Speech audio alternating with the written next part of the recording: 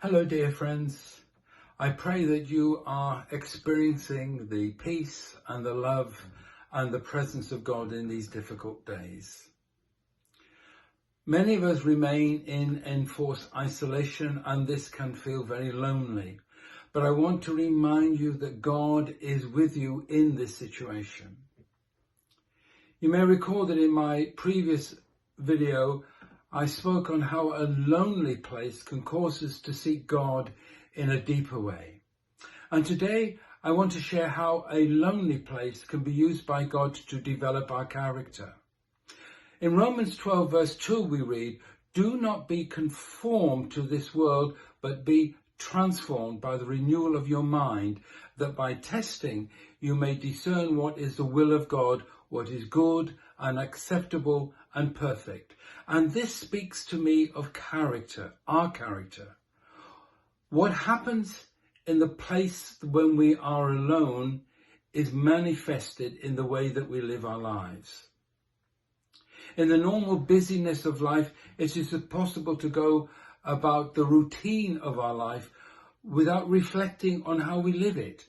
And by that, I mean, we do not look at what drives the decisions we make throughout the day. Is what we do an unthinking response to the circumstances around us, or is it driven by a relationship with God experienced in the lonely place, in that place of solitude? For in that place we have the opportunity to stop and encounter God without distraction.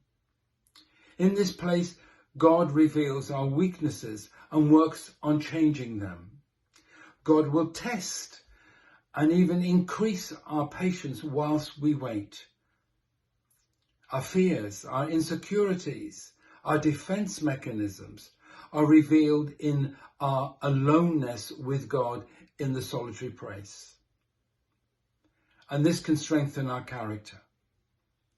Paul knew the power of weaknesses becoming strengths when he said, "When I am weak, then I am strong."